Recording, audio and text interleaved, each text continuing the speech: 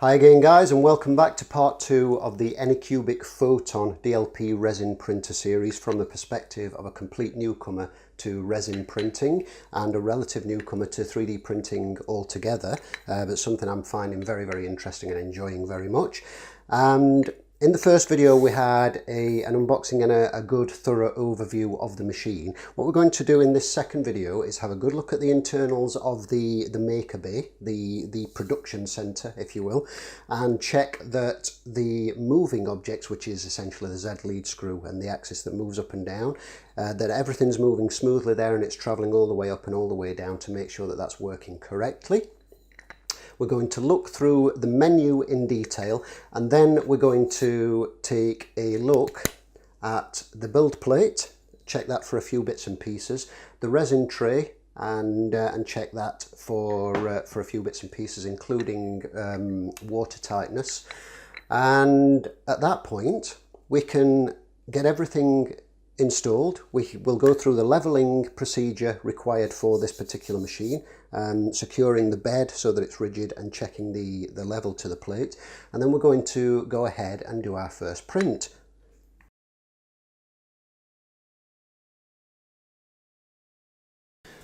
So what we're going to do right here is take a detailed look at the menu screen. So I'm going to plug in the USB memory stick because that has some files on, and we have 3 buttons: print, system and tools. I'm going to go into the print menu and you'll see that we have some files and folders, and we can scroll up and down. We've got system volume information, file English, and then presumably the same but in Chinese, file English photon, and then Chinese characters and photon. So system volume information, we have index volume guide and settings, which I'm assuming are what we need to look at on the PC. And then in here we have the test model, which is the cube that you will have seen on other tests, and if you press it you will get an actual display of the model, which is kind of nice. This is being used to an FDM printer. You're used to seeing a preview of the model in your slicer, and then of course you put your card into your printer. You've got no preview or anything fancy like that, certainly not on the Ender 3 anyway that I have. So here you can actually physically see the model that you're selecting, which is great because it saves messing around trying to remember names of files if you've got quite a few on the card and that kind of thing. So that's kind of handy. You can delete it. I'm assuming the play button sets it off, or sets the printing process off, which we're not going to do. So I'm just going to move back. We've got a user manual and photon slicing software, which is obviously the bit that you put onto the computer. Is similar to Cura, but it's specifically slicing software for the photon. Then we've got system, we've got language, Chinese and English, service, which is just details to contact, and info, which gives you the system information and the current build firmware. That's the word I'm looking for, the current firmware. And then the most important one, we've got tools. In here we've got move Z. That moves your Z axis. We only have one axis, up and down on this. Moves your Z axis in increments of either 0.1, 1 mil or 10 mil. We've got a home button, and then an up and down button, an emergency stop button. This is for if you realise that you've made an error. Say for example you've got 10 mil selected, you press down and you're 5 mil from the build plate and you go, oh, you can hit that button there and stop it, instead of just letting it continue and smash the build plate into the LCD screen, which of course you don't want to do. So that's your emergency stop button, that's your home button. If I press the home button, that moves the Z axis and it beeps and settles on what it thinks is the home position. And if we go back, we've got a UV detection. This will print a pattern onto the LCD so that you can test that it's working correctly. We'll show you that on the LCD in a moment. we've got Z equals 0. Basically, this is when you've tuned it, you've leveled it with your piece of paper as per the manual and everything, and got it where you need it to be. You press this, and this says this is where the 0 position needs to be. This resets the Z0 position. Do you want to continue, yes or no? I'm going to press no for now because we're not gotten to the point of leveling it. And that's all there is to it. That's the screen. It's very, very simple, very straightforward. What I'm going to do now is scoot up into the little build area above so we can have a look at the internals, look at the Z-axis and look at the screen. So we're going to go into the tools menu and into UV protection, and hopefully you'll be able to see this. Now by default it's set to 3 seconds. I'm just going to change that to 2 because we don't really need it to light up that long, I don't think. If you press that as well, you can actually key in the number manually, so you can select however many seconds that you want to. I'm going to set that to 2 seconds, and what this is going to do is set a pattern much the same shape as this here onto the screen, and this is how we tell if it's working correctly. And hopefully, as you saw there, we got a UV pattern in the same shape as this that's on the screen. I'm going to do that again, just so you can see that in case you missed it there.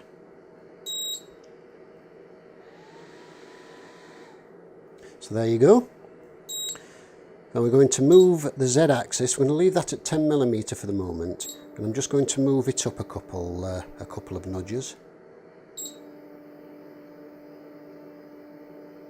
That moves quite smoothly and it looks good. The Z screw is greased. It has some kind of lubrication on it, you can see. So that's good. You don't have to worry about lubricating that. It already comes lubricated, and I would personally probably use something like a little bit of light oil, light machine oil, rather than a grease on that to lubricate it in the future, but we'll see how that goes anyway. And I'm going to now press the home button, and what will happen is this will go down and beep when it decides it's reached the home level.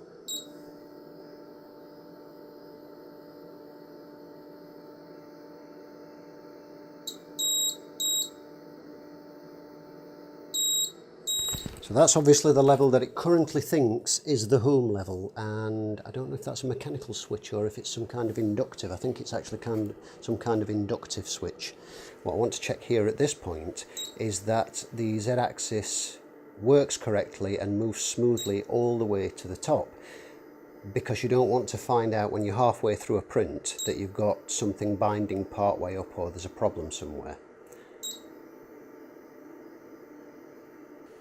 And that's all the way to the top, pretty much almost as high as it can go. It can go a little higher, but I'm not going to take it, it's already, the lead screw is already disappeared from the top there, as you can see, so I'm not going to take it any higher unnecessarily. What I'm going to do now, just to make sure it works, is press the home button just to bring that back down.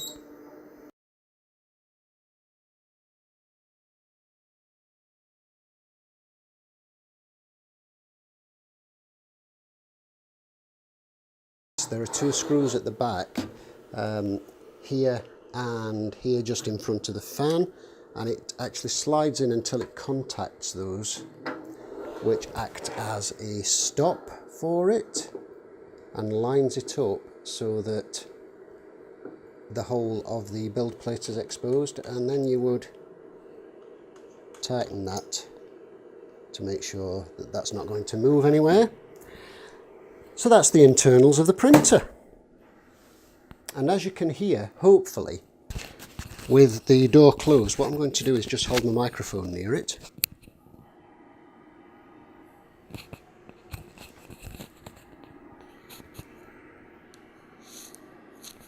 And hopefully, as you can hear there, it's actually very quiet. So here we are in the kitchen, which does seem an odd place to be for testing a Resin 3D printer parts, but the reason we're here is twofold. One is because I have a handy pair of kitchen scales, because what I wanted to do was just physically show you, we'll just zero those, wanted to physically show you the weight of these components, because I did make mention in video 1 about these feeling really weighty and solid and well made. And what we've got here is 434 grams for the build plate, including the knob at the top that fastens it, or in ounces that's 15.3 ounces. And then the resin tray, the bath, is slightly heavier at 632 grams, or 1 pound and 6.3 ounces. So as you can see, they are quite hefty. I mean, if you can find something of a similar weight and just feel the heft of that, it gives you an idea of how solid and weighty these are. The resin tray, of course, is aluminium, anodized aluminium and steel as well, which is fastened in here. Another thing I want to do is just switch that off for now and get that out of the way. Another thing I want to do is test the bed for level. And as with anything that needs to fit level to a surface, I want to make sure that this is as level as it can be. And something like this should obviously be better than something like a large print bed on, say, the Ender 3, which is a sort of 3mm thick aluminium sheet, which is going to be more prone to warping due to the size than something that's milled like this with angled parts. But I did read on the ANYCUBIC forum a comment the other day saying that some of the beds were known to not be quite even, which surprised me a little. But I wanted to go ahead and check this, and hopefully you can see. I've already had a quick check of this course, and hopefully you can see there with a straight edge, this looks pretty much as flat as can be. So I'm quite pleased with that. There's no obvious daylight shining through any of that. It looks good. Now the final thing that I want to test before I say that that's good and I'm happy with this is the water tightness of the resin tray. And I want to test this with water, because water's cheap and can be easily cleaned up, or whereas resin is expensive and messy. So what I'm going to do with a clean measuring cup,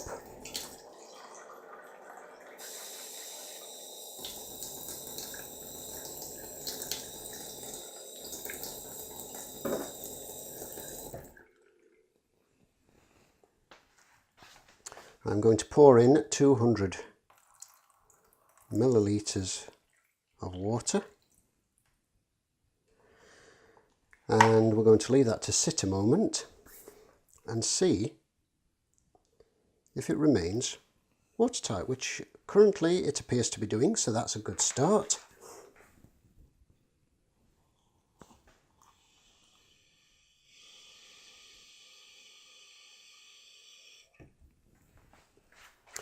And then I'm just going to put another 100 millilitres of water in. What I'm doing just now is I'm filling up the resin bath to give me an idea of how much it holds in total, so that I can divide that by 3 and put in a third of the amount, and I know then for certain how much a third full is. Now this might seem a little bit pernickety and precise, but what I want to avoid doing for my first use is filling up the bath to what I think is a third full, because it has some straight and then sloping bits, and then plunge the plate in to have it gush resin all over the place and create a mess. So that's currently got 300 millilitres. If I get another 100 millilitres of water,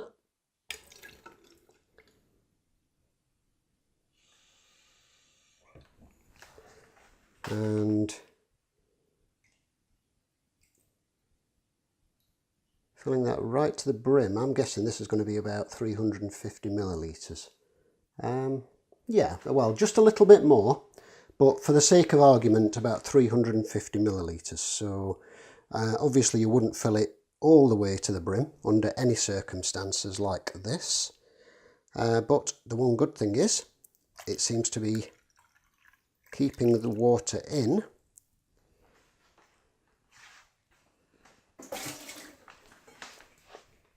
So what I'm going to do now is empty the water out, and then we are going to put in exactly a 1/3 amount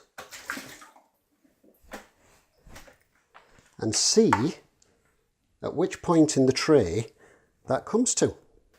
So we've got 120 millilitres of water. That should be exactly 1/3, or as near as, damn it, 1/3 of the resin tray. And it does indeed happen to be just about on the top of the flat edge that bears onto the FEP film before the sides of the tray begin to slope. And I had read that that's about where it was, but because of the sloping sides sloping away, I thought it may have been a little higher than that. So that's interesting, because obviously what I don't want to do is overfill this, and then when this plunges in like so, what you don't want is for this to make it all gush over the side or come up here and get all over the screw holes and that kind of thing. And that, as you can see, with that plate right down onto the FEP film, just comes up to the base of there. So that seems to be about perfect. So that's useful to know. I'm happy enough with that. I'm also happy with the fact that this appears to be completely watertight. There's no damp underneath there. The only bits that have run off as I've poured that out. So at this point, I can go ahead, give these a clean, and then I need to clean the LCD, and we can get this filled with resin and actually start printing.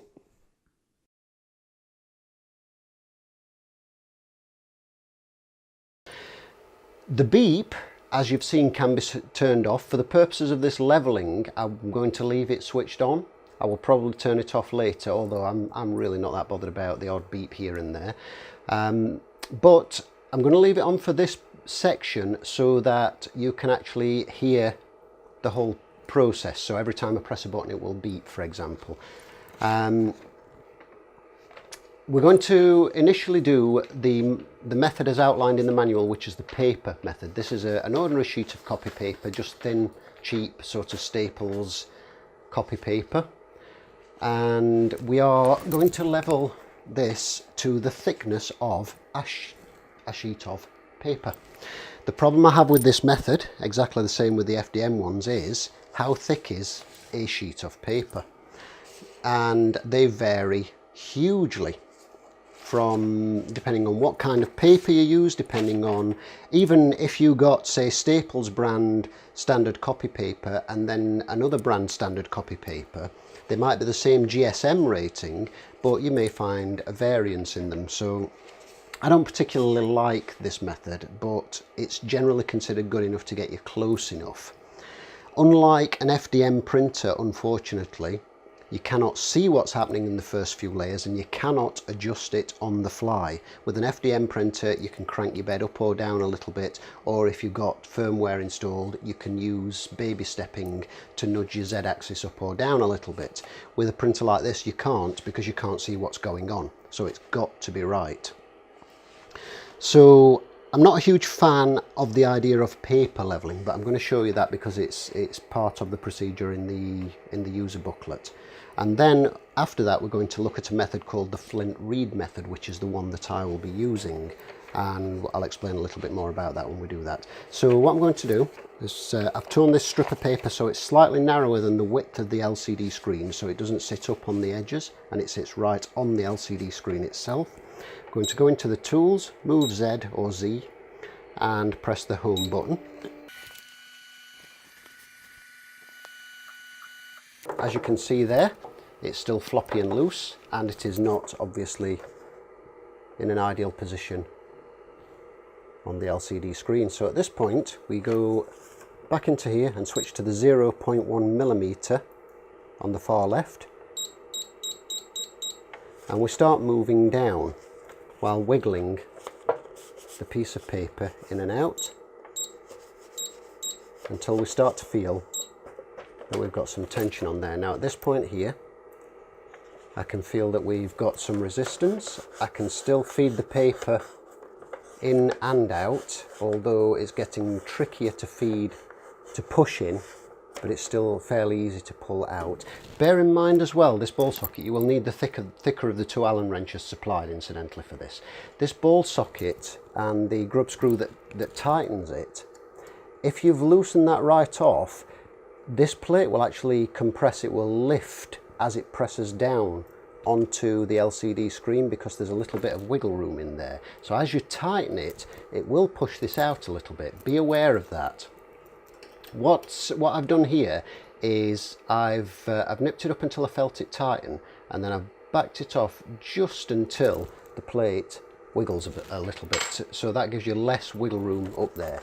Now, as you can see there, I can still move that in and out, so I need to move it down again, and probably another one, I think. Another one, I think. Yeah. Now I can pull that out, but at this point, unless I really go to town with both thumbs down low on there, I can't push it in. That's quite tight. I'm just going to go down another one actually to make sure I'm absolutely 100% happy with that. And that's, yeah, I can't push that. Yeah, that's about where it should be. I can't really push that in now. So at that point, holding this level, I'm going to nip this up, and then using this end of the Allen key, not the ball end, to tighten it, because this is how you can easily strip the Allen bolts, especially with the tools supplied with these. They tend not to be the best quality, not just these, but pretty much anything you get. If you buy furniture from IKEA, you will generally find it's not the best quality tools that come with it. So always use this end for the final tightening. Don't wrench it up too tight. You don't want to strip the aluminium, the threads in there, but nip it up sort of nice and tight, and holding it down, make sure it's level on the LCD screen. I can still pull that out. It's very tight. I'm going to go back in the menu. Where it says Z equals 0, press that. This resets the Z0 position. Continue, yes or no. And we're going to press yes. So that should now have reset the 0 position for the build plate, and that should be in the right place. However, as I say, I have my concerns regarding the paper leveling method. So what we're going to do now, I'm going to go back into the Move Z, and we're just going to move that axis back up about 50 millimeters.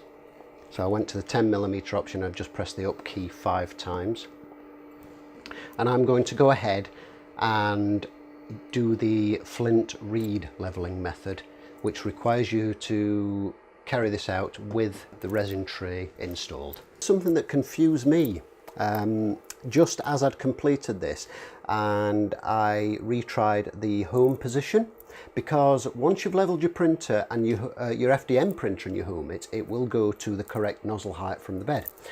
And what happens with this one, once you've set your Z0 position, you press your home button and the build plate will move down.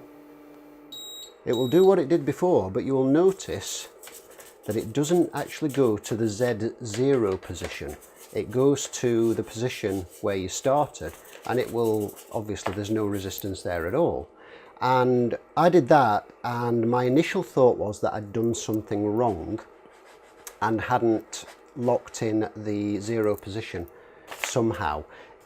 It transpires that, having a quick check of the manual again, because I didn't read it properly in the first instance, which I should have done, but the Z home position and the Z0 position are two different things. So the 0 position is where it will print its first layer. The home position is just a default setting.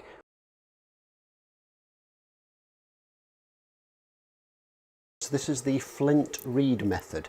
Some of you will have already seen his is quite good, despite his protestations of not being particularly handy with videoing things. He's got a perfectly good video explaining the procedure, but I want to go through the procedure here with the little addition that you should be able to see up here, if I edit this right, of the screen and the operation of the screen during the process of leveling. The resin tray is in place. This method has everything in place. This is loose, as you can see, so we need to make sure that's reasonably straight, and we need to go into, from the main menu, we need to go into Tools, move Z or Z, and then press the Home button.